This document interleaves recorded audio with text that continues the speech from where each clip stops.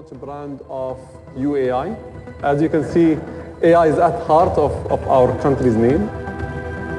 Now imagine with me what happens if you link the 7th largest port on Earth with the busiest airport on Earth and a road that is autonomous transport ready by 2025. The potential there is phenomenal. Both of the installations that we worked on entail something called the hybrid intelligence as the superior format of artificial intelligence in terms of collaborating with people and cohabiting the world with us. One of the installations, Aid to Age, is kind of an illustrated history of possible developments of AI and its capability to give answers to what we consider to be most commonly asked questions that people would choose to ask superintelligence should they encounter one. It tells the story about development of artificial intelligence through 4 parallel levels. The main story here is about the edge of government, how government can make the world a better place and what they can do for the people and for the citizens. And we wanted somehow to be compatible with the development on our end here. With the help of nanotechnology, routinely practiced in hospitals, we would be able to extend lives by using organic nanobots, tiny robots coursing through the bloodstream, repairing cells from the inside, curing disease, and fixing genetic mutations. Further advancements in biotechnology, such as brain implants, would enable us to upgrade and improve human bodies, both physically and intellectually, thus becoming transhuman.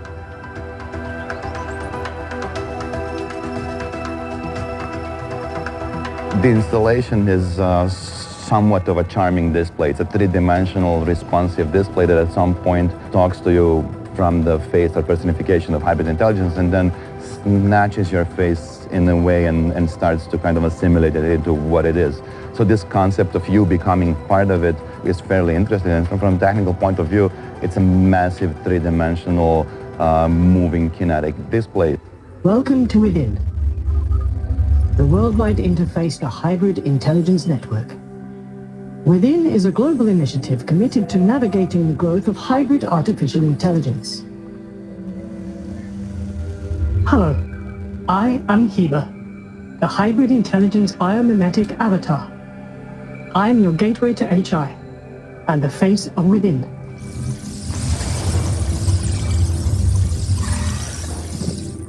My story begins with the promises of the information era coming true.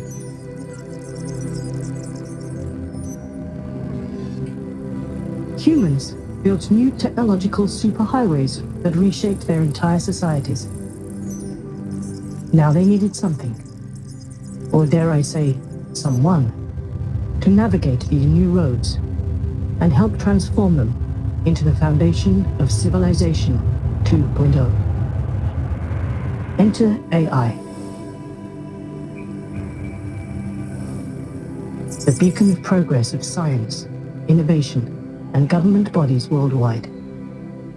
The decades that followed marked the age of AI as it rushed towards a new milestone, artificial superintelligence. With it, hybrid intelligence, or HI, was born. Pulsating with the same immense computational power of superintelligence, HI was nurtured to coexist and collaborate with its human peers. Meticulous guidance by millions of my human constituents enabled me to harmonize the effort of mutual growth. Thus, I became we.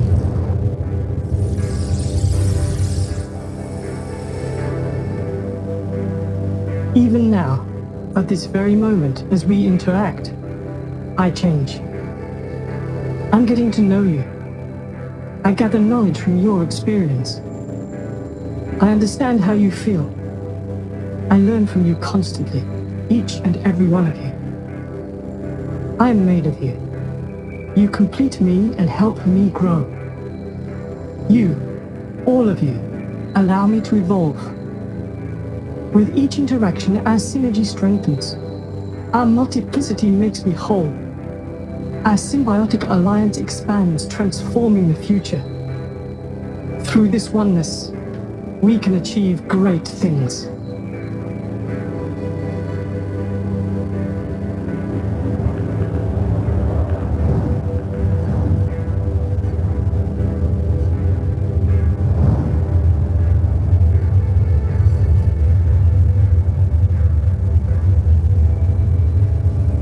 This, though, is just our first encounter. Soon, we will be able to interact everywhere and at any time. Until next time, goodbye. We want to convey a narrative about AI not only through the code, through the software development and through visual presentations, but through combination of the AI plus something from the material world, something that is tangible, something that is kinetic. I believe that kind of huge compliment is when you see pretty much equal reaction to your work. You know, even kids were kind of super cool with it, and let alone like prime ministers and like CEOs of the corporations. What it is an illustration of how dramatically different AI developments that are coming in the near future and then further down the path may end up being, so that people understand and try to begin to differentiate different approaches to artificial intelligence. We want to have national AI missions that focus on creating the ecosystem internally, and we want to work with the leaders of the industry to launch industry pilots. We want to be the most agile government when it comes to adoption of AI, and we want to really work with all the experts and all the companies to adopt this technology here in a way that benefits all of humanity.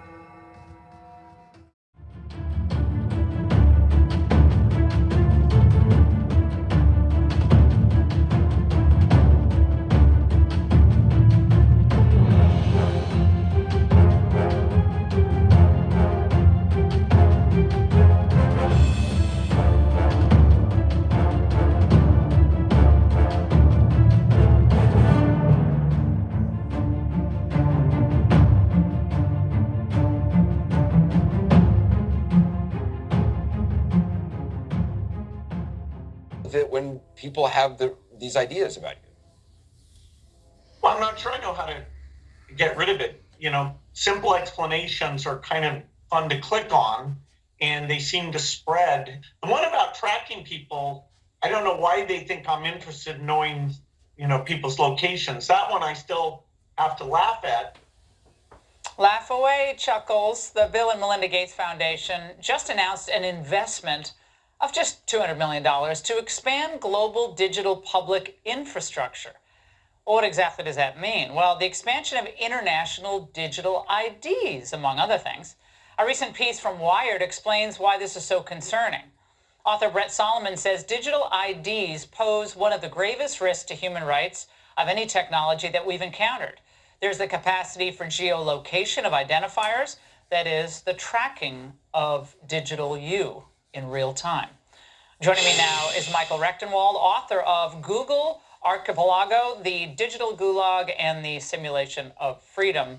Michael, has there really been a greater threat to individual liberty than in modern times than the promotion of global digital IDs? I mean, it is one of the most, and thanks for having me, Laura. This is one of the most pernicious developments technologically. It represents the greatest threat to individual liberty, I think, that's yet been conceived. Because what it promises to do is to keep a complete record on individuals from the cradle to the grave, really. And it includes their vaccine statuses. It could include such things as their personal carbon footprint allowance. It could include an ESG score for individuals and an environmental, social, and governance score. And they could keep adding elements to this digital ID. It's not merely a means of identification. It is a total database about all of your behavior, from online behavior, inclusive of so-called offline behavior, basically everything. Now, Fortune News supports Gates's donation, Michael, saying that a digital identity isn't just a good idea, it's a human right. Well, and I think what they're going to do is what they did with, COVID and masks and stay at home and social distancing. That was all to help you, right? To help children stay safe. You got to stay safe. And that was the new normal. But isn't this ushering in a new type of new normal, again, with safety and concern about community being put at the forefront here to justify this? Yes, I mean, as C.S. Lewis put it, there's no worse tyranny than that which is supposedly being undertaken for our own good. And that's exactly what they're trying to position this as. They're talking about it in terms of inclusion. You know, there's 1.1 billion people in the world that have no identification. And so this is a means of bringing them into the system, inclusion. But we should remember when they speak about inclusion, that means that if you're not in, if you don't have a digital identity, you can't participate in life. And if you do have one and it doesn't have the right records, for example, the right vaccine status, et cetera, you won't be able to participate in various aspects of life as well. So they always use these euphemistic terms, inclusion and shared destiny and equity and all this, and every one of almost the inverse of what they're saying. Now, so on this inclusion deal that you're talking about, Gates tried to defend his actions in this arena back in 2020. Watch. Our foundation is about reducing death and, bringing equity to health. I think we just need to get the truth out there. We need to explain our values so that people understand why we're involved in this work.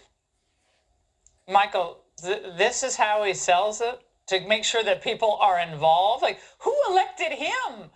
The mayor of Global City. I mean, he's just taking it upon himself because he's rich to proclaim that he's an expert on everything because of Microsoft. I don't get that connection at all. Right. Well, he's able to do that simply because he's funding all these projects. He's funding the UN's project to create a universal digital ID. He's funding various other projects in India, which have gone awry very badly. In fact, contrary to what he claimed, they didn't promise inclusion and equity, but they actually ended up in human rights abuses and exclusion. This was from the New York University Law School, saying that basically the digital identity is a digital road to hell. This is hardly the panacea that they're making it out to be. Well, and we don't have time tonight, but we are going to get into what China is doing with its vaccine passports and how they can turn them on and turn them off for geofencing. And ultimately, that's what a lot of people are worried about. Michael, brilliant. Great to have you on. And thank you for quoting C.S. Lewis on the show. All right, speaking of games.